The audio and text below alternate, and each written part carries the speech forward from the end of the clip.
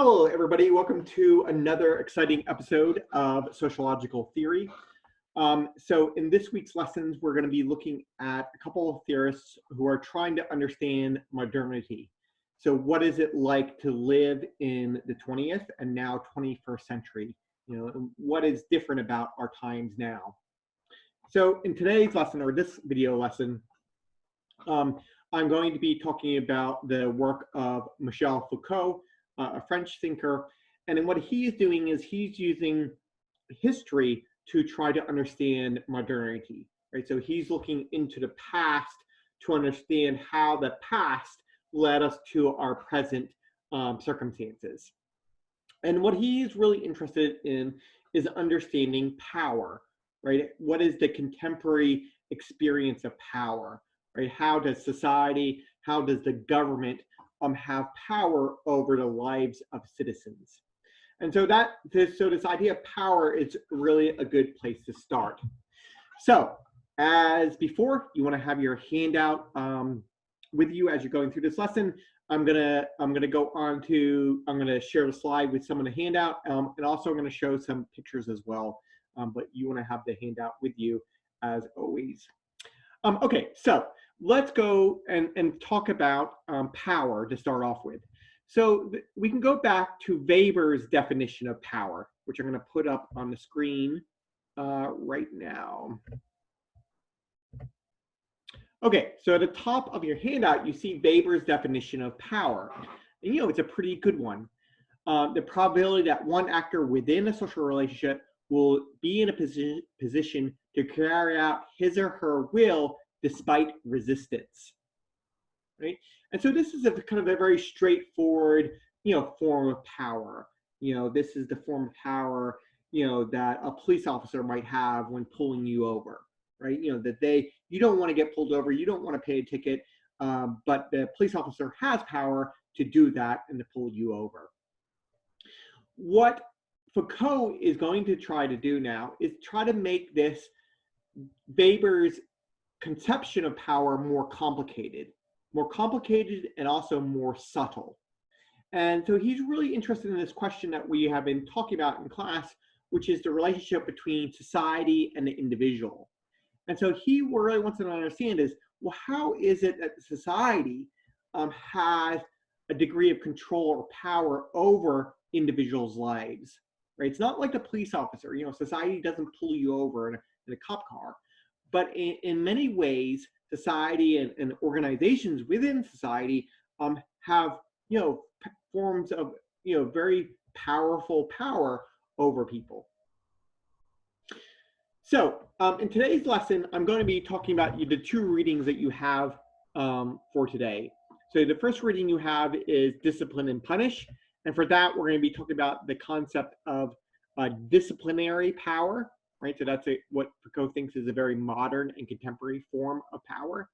And then what we're going to see is, in that reading, Discipline and Punish, it's about prisons and the rise of prisons. But what we're going to see, it's actually much more than the rise of prisons. And then in the second reading, we're going to talk about the relationship between power and knowledge, and Foucault's concept of a discourse or discourses. And so your second reading is, again, presumably about sex, right, and the history of sexuality, but it actually turns out to be much more than that. It actually turns out to be about power and knowledge. Okay, so we can start. So let me begin then with the first reading. Right? So the first reading is really Foucault's historical account of the rise of prisons, right? How prisons came into being and how punishment, right? Punishment for crimes and punishment for deviance, how that changed over history. So how can we give an overview of his argument? Okay, so in general, he lays it out in the reading that you have. So in the earlier part of Europe, in the 1600s and 1700s, how did we punish people? We inflicted pain on their body, right? We tortured people, and often this punishment was public, right? So it was a public torture. So let me again share a photo. Okay, so here we have a photo of somebody being drawn and quartered. And this is described by Foucault in the reading. And this is what basically happened to Damiens. So Damiens was this person in France who tried to kill the king, right? And so they basically publicly tortured him. So what did they do? So he was taken to a scaffold, he was tied up, and then his flesh was ripped from his body with red hot pincers, right? And then from his arms and his legs. Then his right hand was burned away using molten lead, right? So this was actually the hand that he tried to use to kill the king. That's going to be important, right? And then he was drawn and quartered, and this is what you see the picture here. So what is being drawn and quartered? So you're laid on the ground, and then your limbs, your two legs and your two arms are tied to 4 horses, and then the 4 horses are made to go in opposite directions as fast as they can. And basically the idea here was to rip your body apart. And sometimes, often, the strength of the horses wasn't strong enough to kind of just rip you apart. And so somebody would come along and kind of help the process by cutting you up and cutting the tendons, and then the horses would just rip you apart, right? So he was drawn and quartered, and then his body was completely burned, right? He was reduced to ash. So a really terrible, horrible experience of punishment, right? And so besides from the brutality of it, the other thing that we should notice is that the focus is on the body of the criminal, right? That, the purpose here is basically to destroy the body. And in destroying the body, what you're trying to do is you're trying to destroy the evil, right? Evil or the criminality is thought of as almost this material substance. And, if you destroy the body of the person, right? So destroying the hand with molten lead, the hand that tried to kill the king, you're destroying the evil, you're banishing it from the world, right? And so really the focus now is on the person's physical body and inflicting physical pain, as must have been, terrible to go through. Okay, so that was history, right? That was the past. And what Foucault says is, okay, we congratulate ourselves. We think that we're so much more enlightened and that we're a better society because we no longer torture people, right? We no longer inflict these horrible punishments on people. And so we think that we're more civilized.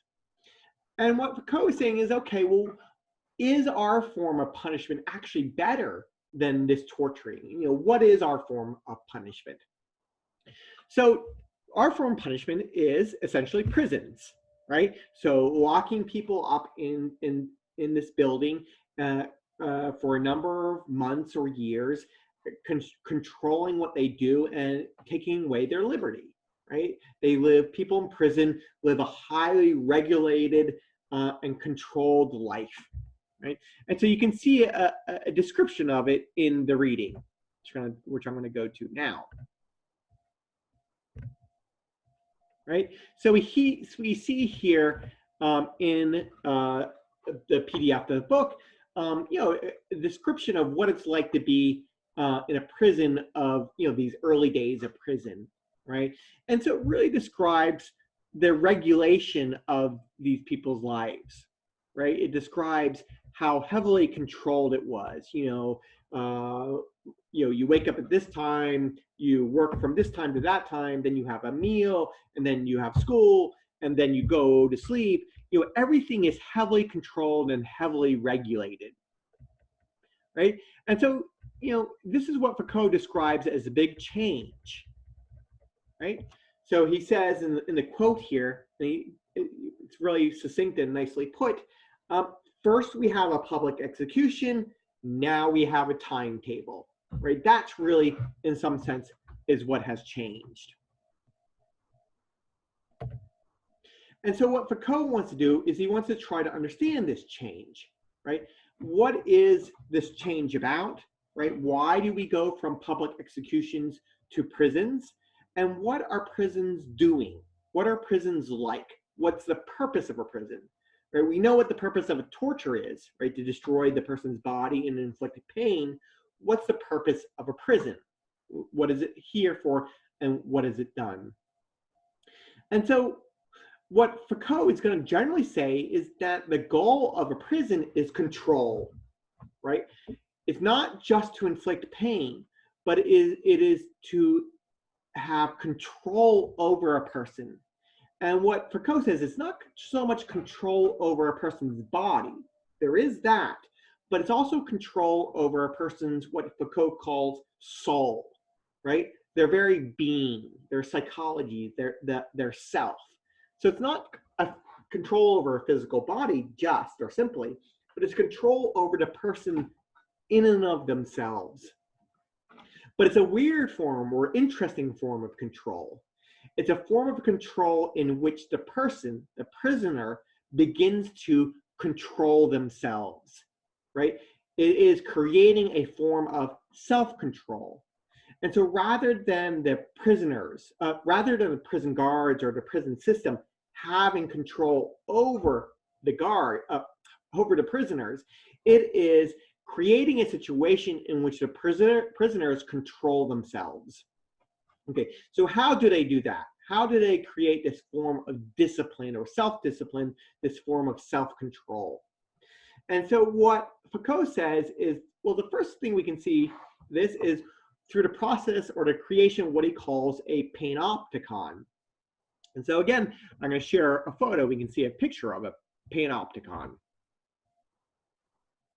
if I can get to it.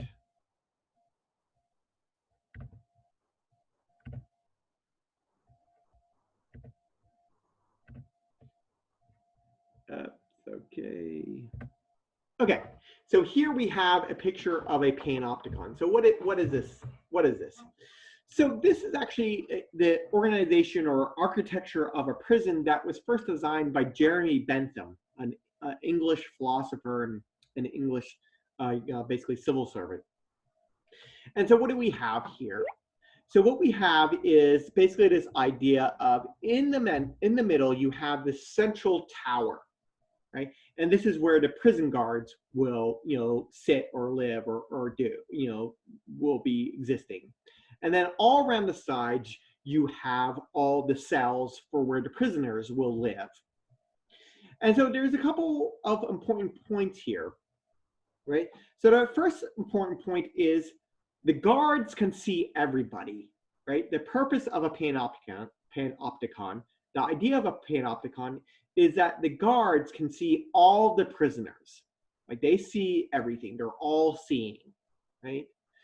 But the prisoners can't see each other, and actually they can't even see the guards. When this thing is running properly, there's these huge bright lights in the guard tower, which make it impossible to see inside.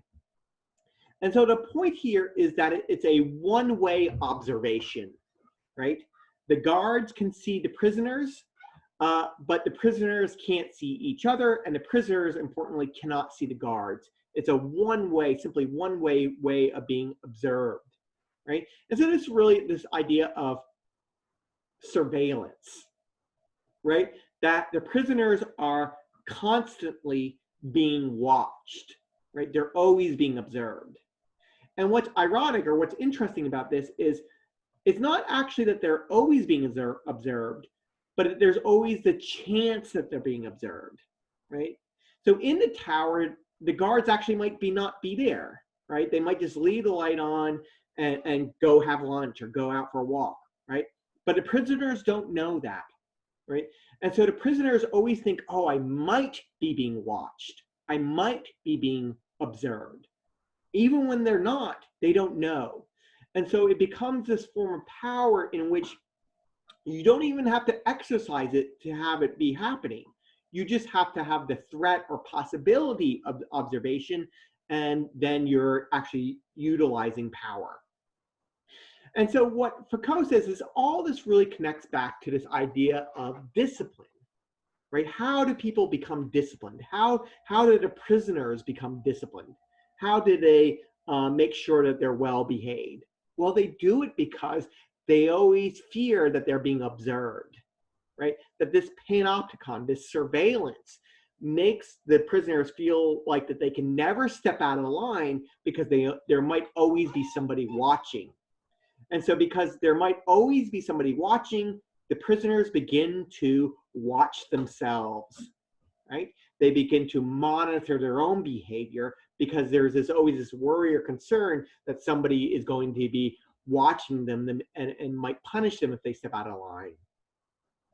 And so what Foucault is really saying here is that what you have is you have the prison system creating this form of self-discipline, right? The prisoners become to be heavily self-controlled and heavily regulated because of this process of having a very regulated prison life, right? Up at 7, work this time, go to lunch.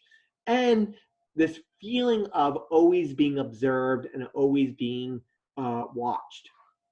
And this is essentially what Foucault calls disciplinary power, right? This form of power in which it's creating a form of self-discipline, right? You're not having power over somebody directly, but you've created such a person that they have power over themselves.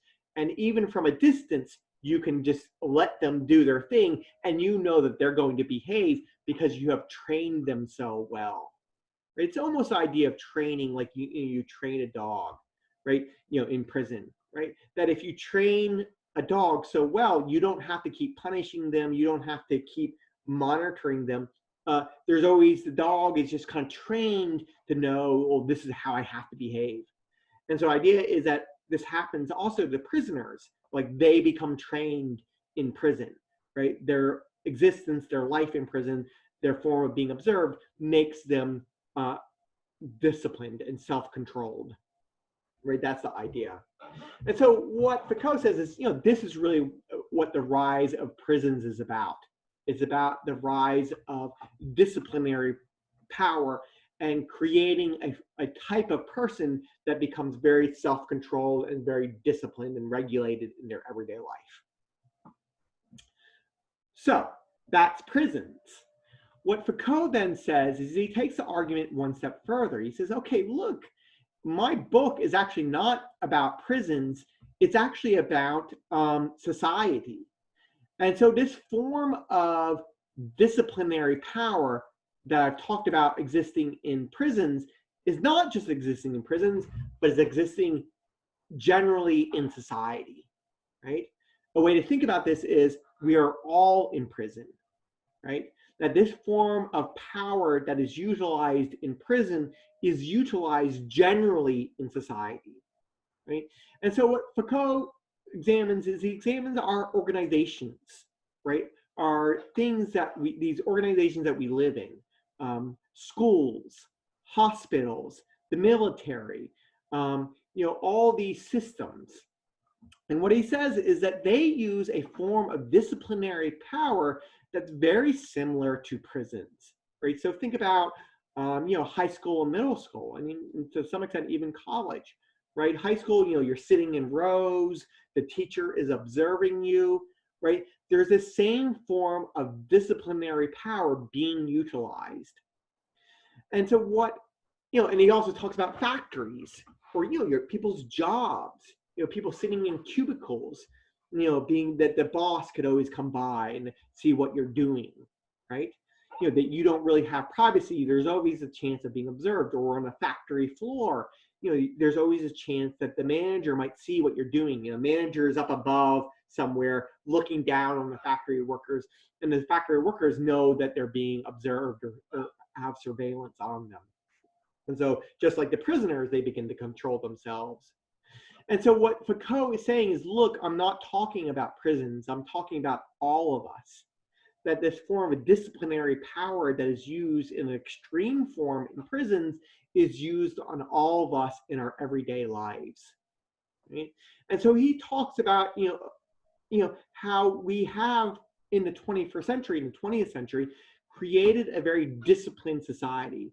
Citizens who watch their own behavior, citizens who are very regulated in their lives, citizens who get up and go to work themselves and make sure that they're at work at 9 a.m., right? And, people who are very self-controlled and very kind of regulated in their behavior. Why? Because they have been trained to do this, right, from a very young age, through, schooling, middle schooling, college, to their work life, to being in a hospital. All the organizations that we have are very regulated and create citizens who are very disciplined in their behavior. To kind of get at this, he, break this down a little bit. He talks about, okay, what are the three main ways that we create a disciplinary society, a society that uses disciplinary power? So the first one is surveillance, right? That we have systems of watching and monitoring people, observing how people act, and not just in prison, but in everyday life, right? So we have video cameras, right? CCTV, closed circuit video cameras, in malls. We have things to check up on people. One of my favorite examples of this is what are called secret shoppers. So my own experience is I used to work at Starbucks, if you ever heard of it, right? And at Starbucks, they would use what are called secret shoppers. So what that means is a person would come in who was an employee of Starbucks, and they would pretend to be a customer. You're working there, you don't know who that person is. They come up and they order a drink from you, and then they document their experience, like, was the drink well made, was the person polite, and then they send a report back to Starbucks. And then you find out a couple of weeks later, oh, there was a secret shopper and we did okay, or whatever. The idea here is what this does to the person working at Starbucks is it makes you think, every person could be a secret shopper, right? Every person I do a drink for, they could be working for Starbucks. And so that's a form of observation. Most of them are not. Most of them are just regular customers, but you don't know. And so there's always this idea in the back of your mind is, I'm being watched, I'm being surveyed, right? And so we see this kind of a surveillance society, a society in which we're constantly being observed and constantly being watched and monitored. And that feeling of being monitored means that we make ourselves being watched, and we watch what we do. So again, feeling like other people are watching us means that we begin to watch ourselves. And so this is just like in prisons, this becomes the very important form of power in the modern life. Okay, so that's the first one, surveillance. Second is Foucault talks about the process of normalization. And so normalization is more abstract, but it's really this idea of just making things normal, right? So getting people to follow a habit or routine, right? So let's have an easy example of this one.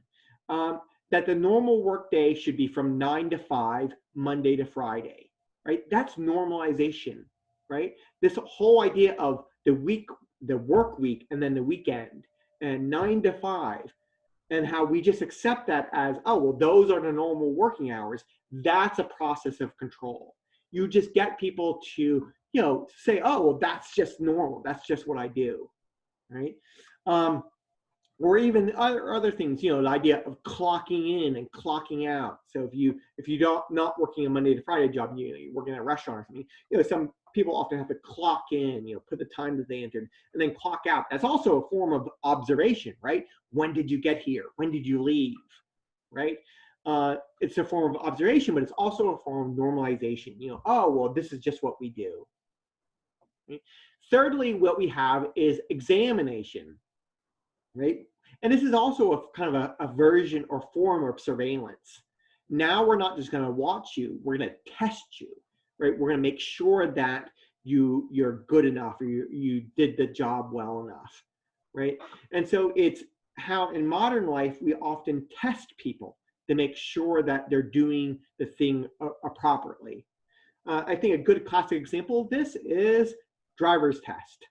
Right? We want to make sure that drivers on the road know how to drive their car, right? How do you get people to be good drivers or good enough drivers? Okay, well, we're going to set up an examination of them and make sure that they pass that examination, right?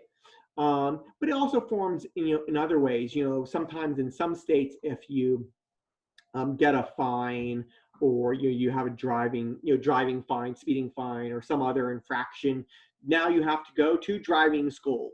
Right now, you have to get remedial testing, right, to make sure that you're good enough. Another classic example of this that's you probably experienced in this class, right? Reading quizzes, right? Again, it's a good example, right? So I did this to you, right? I wanted to make sure that people were doing the readings, and so what I did was I said, okay, there's going to be a pop reading quiz. You're never going to know when you're going to get tested, and so the idea is, well, if I never know, then I have to do the readings every time. This is the idea anyway. But again, it's that same type of surveillance and disciplinary power, right? Somebody's watching me, and so I have to kind of conform and regulate my own behavior. And so what Foucault is really trying to say is this form of disciplinary power is not just about prisons, but we can see it throughout society now. And that society, we live in a disciplinary society in which our lives are heavily regulated, heavily monitored, and monitored to such an extent that we begin to control ourselves and to begin to discipline ourselves. Nobody else has to control us. We just do that ourselves. Okay, so that's the first reading in the first form, right? The first concept for today was this idea of disciplinary power. The second part of today's video lecture is the relationship between power and knowledge, and this concept of discourses that Foucault talks about. So let me talk about this in the abstract first, and then what I'll do is give some examples, and the last example will be your reading, which I'll go through a little bit more thoroughly. So let me talk about it in general first. So the second thing that Foucault wants to examine about power is the relationship between power and knowledge, right? And so this relationship between knowledge and power is a very old one, right? And typically it goes like this. Knowledge is power, right? That if you have knowledge, right, that gives you power, right? So we can think about, a battlefield, that if you know where your enemy is, if you have good intelligence, then that will give you a better chance of winning the war, right? That's power. So that in that form, knowledge, right, having knowledge produces power. And that, and Foucault accepts that, and I think that's, pretty, understandable. But he puts a twist on it. He says, okay, it's not just true that knowledge produces power, but it's also true that power creates knowledge, right?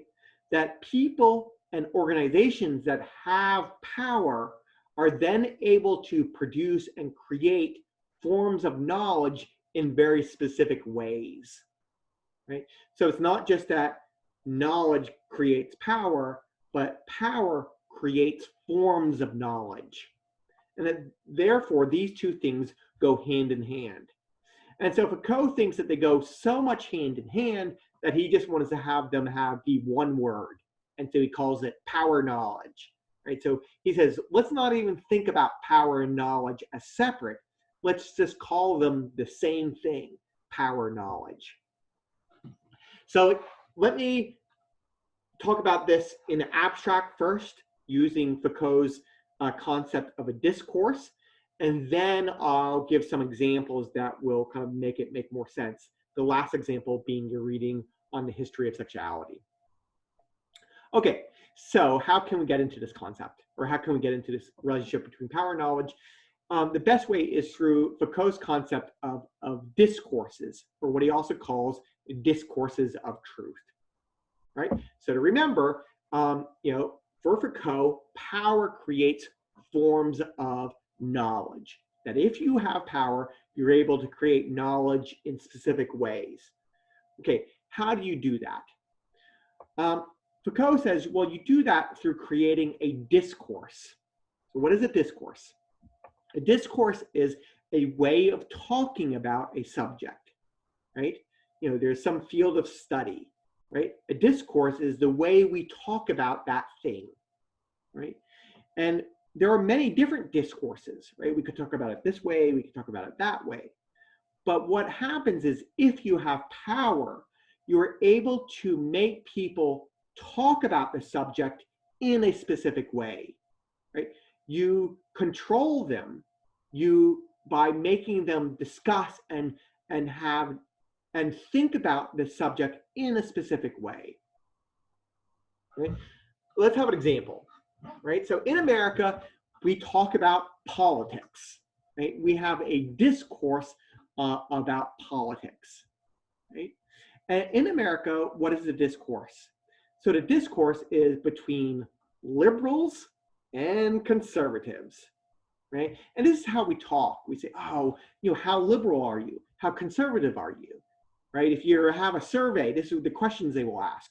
Are you very liberal? Are you moderately conservative? Are you a moderate? Which means you're in between liberal and conservative. You're in the middle, right? And so what Foucault would say is, okay, what is this? This is a discourse. It's a way of thinking and talking about politics, right? And so it's not that you're being controlled in that you are made to be a conservative or you are made to be a liberal.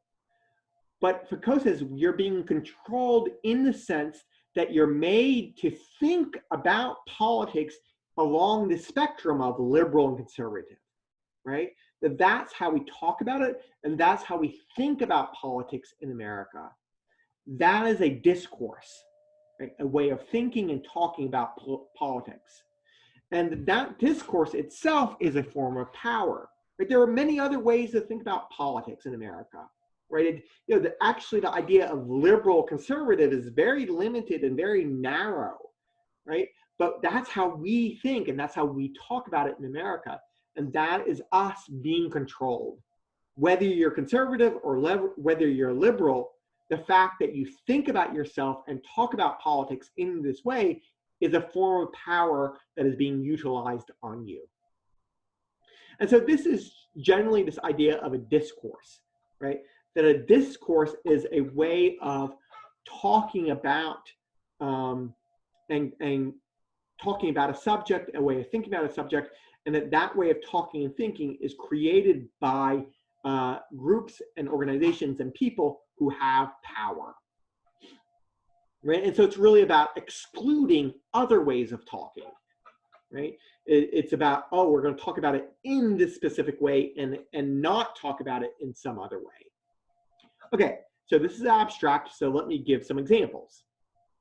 So as I said, I'm going to give 3 examples. This is on the second page of your handout. So actually, for our first example, let's go back to prisons and punishment. So what Foucault says is, okay, with the rise of prisons, we didn't just want to punish people. What also did we want to do? He said, actually, we want to do something strange with prisoners or the bad people. We wanted to understand them. We wanted to have a knowledge of the criminals, right? And so he says this nicely in the quote I have. And we see this in the modern criminal system, that when we punish people, we're not just punishing people, we're categorizing them, right? What crime did you do, right? Was it slander? Was it libel? Was it grand theft auto? Was it libel? Was it homicide? Right? And which version of homicide was it? Was it homicide in the first degree, homicide in the second degree, or was it manslaughter, or was it self-defense, right? That all of our criminal justice system is not just about punishing people, but it's about trying to understand what exactly did somebody do, and why did they do it, right? What Foucault is really talking about here with the rise of prisons, he's also talking about criminology, right? The understanding of crime and the creation of a criminal justice system that categorizes people and tries to fix them, tries to rehabilitate them, right? And so he says, how do we come up with this? How do we come up with criminology? How do we come up with rehab clinics where we understand people and try to make them better and get them off drugs, right? All this stuff. He says that form of knowledge came from having power, right? So the idea here is what we first did is we put people into prisons, right? We first put people into prisons, and then once they were there, then we studied them, then we observed them, then we tried to form a knowledge. So first we had power, and then from that power of putting people into prison, from that power, then we created knowledge. We created criminology. And so then what is criminology? Criminology is a discourse. It is a way of talking and thinking about crime that we created because we had power, right? And so criminology and the whole criminal justice system, Foucault would say, is a discourse, a way of thinking and talking about crime, right? It's not just about an actions, but it's a way of thinking about it, right? And that the actions, the punishment comes from the talking, right? So that's the first example. Let me give a second example. So another thing that Foucault has famously studied is madness, right? So, what is madness? Nowadays we call it mentally ill, right? How did this whole idea of madness and crazy, how did this come about? And so what Foucault is going to do is he's going to tell a very similar story to the story of prisons. Okay? That first we had power over a group of people, and then we created a form of knowledge about them once we had power. Okay, so what's an example here? Okay, so early in the 1600s and 1700s, along with creating prisons for people who did bad, right, for criminals, we also created what were called workhouses. So workhouses wasn't right exactly for people who were criminal, but it was for a whole group of people who were considered deviant. These were poor people, these were homeless people, and these were also crazy people, right? People who was thought for some reason they couldn't live on their own. They couldn't just be free and roaming in society. And so we created these physical buildings in which we made these people go and live, right? They were workhouses in the sense that you had to go and work there, right? So if you were poor, you were indebted, you were homeless, the society rounded you up and said, okay, you got to go to this workhouse and you're going to live there and you're going to work there. Over time, what we did is we split these up, right? Some of them became prisons, and some of them became these specific buildings and places for people considered crazy or insane, right? So now we created a specific building in which we housed all the people that we classified as mad, right? What did we call these buildings? We called them insane asylums, right? And so the first thing that we did is there's this whole history of insane asylums of how we got people we considered crazy and mad, and then we forced them to go into this building. And very much like prisons, we heavily regulated and controlled their everyday existence. So now we have them. Now we have these people, the crazy people, and we have them in a building, right? So what do we do with them, right? We regulate them, we control their lives, but what we also do is we start to study them. We start to observe them, right? And from these observations, from this studying, right, that we have because we have power over them, we create a form of knowledge. We create psychiatry. We create psychology, right? We create all the diagnoses of mental illness, right? And so what Foucault is saying is, where did this come from? It came from power, right? First, we had power over a group of people, the insane, the crazy, and we put them in a building. And from that power, we created knowledge about them. And so again, what is psychiatry? Psychiatry is a discourse. It is a way of talking and thinking about people who we classify as mentally ill, because we had power over them. Okay? So overall, what this idea of a discourse is saying is, first we have power, and then from that power, we create a form of knowledge and a way of talking and thinking about a group of people. And so the important thing to understand here is that there's, this comes from an imbalance of power, right? So you have two groups of people, right? You have the prisoners and the prison guards, right? Who studies who, right? Do the prisoners ever study the judges and the lawyers and prison guards? No, that would be crazy. No, it's the criminal justice system that studies the prisoners. Same way with the insane asylums, right? Do the crazy people ever study the therapists and the psychiatrists? No, right? No, right? The therapists and the psychiatrists, they study the patients, right? Why? Because they have power, right? So having power allows you to study another group of people, right?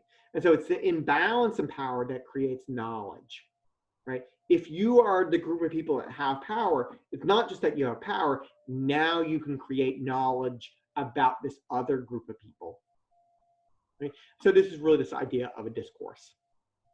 Okay, so let's turn finally to the last example and the second reading. So the second reading is about the history of sexuality, right? So the history of sex. So let me give an overview of the argument first, and then I'll explain how it relates back to this idea of power and knowledge and the concept of a discourse, right? And how we have a discourse about sex. Okay, so what's the overview of the argument? So Foucault says, okay, there is this very old story in the West, in the Western history.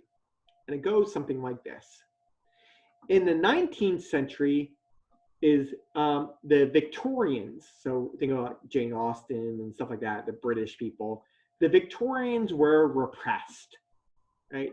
They didn't like to talk openly about sex. They didn't like to think about sex. That sex was a taboo, forbidden topic.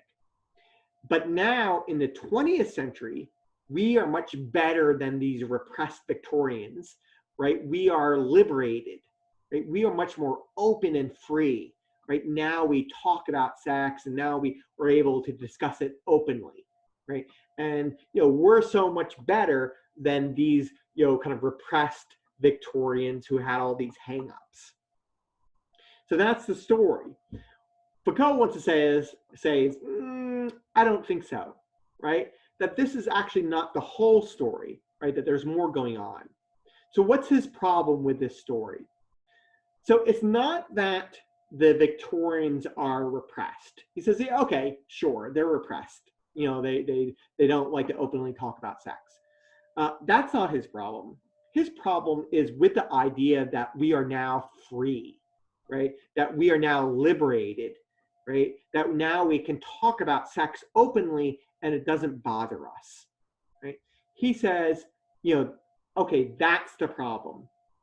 So what's the problem? That story implies that now there is no more power over us, right? That the Victorians had power over them. And what the society did is it stopped them from thinking about and talking about sex. And that in this way, power is really a form of power that is exercised to stop people from doing something. And what Foucault says is power is not just about stopping people from doing something, but it's about controlling how they do it, controlling how they think about something, controlling how they talk about something. And so what Foucault is going to say is we still have power over us in terms of sex. It's not a power that stops us from talking about it, but it's a power that shapes how we talk about sex. That we are heavily controlled in that we are controlled in terms of what our discourses about sex is like. And so let me again, turn to another slide about this.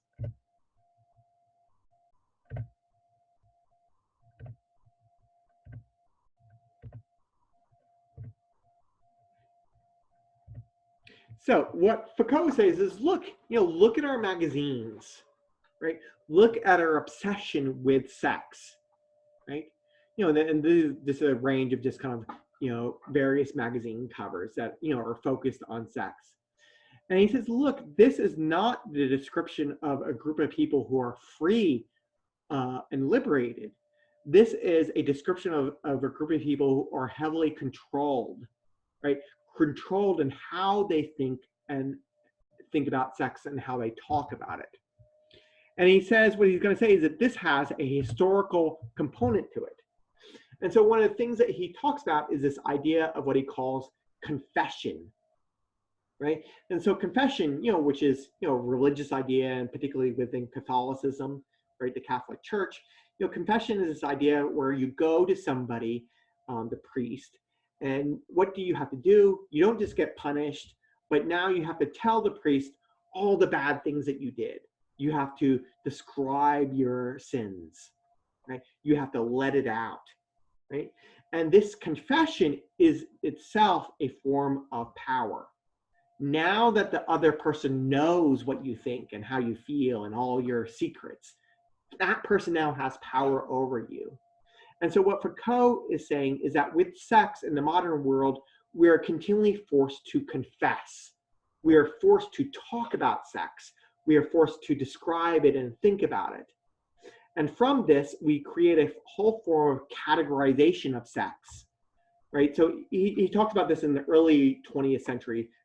So some of it is, it's not quite our experience. But he says, look, in the early 20th century, we categorized what was normal sex and what was deviant. I think the best example of this is the division between heterosexual sex and homosexual sex, right? And this whole idea of categorizing and saying, what's normal, what's deviant, that's knowledge, right? That's knowledge as a form of power and control. That is a discourse of sex. And so he says, overall, all this, we in this reading, he's not just talking about sex, he's really talking about knowledge and power, and how our knowledge, our discussions and obsessions with sex is actually a form of power. We're not free and liberated, we just have a different form of control being put on us. Okay, so to try to summarize Foucault all up for today, he's really interested in the modern world, right? The late 20th and 21st century. And he's trying to describe, what it's like to live in the modern world. And his main point is we're not free, right? That there are still heavy forms of power being used on us. Disciplinary power and also discourses, right? Controlling how we talk and think about various topics like criminology, psychiatry, and sex.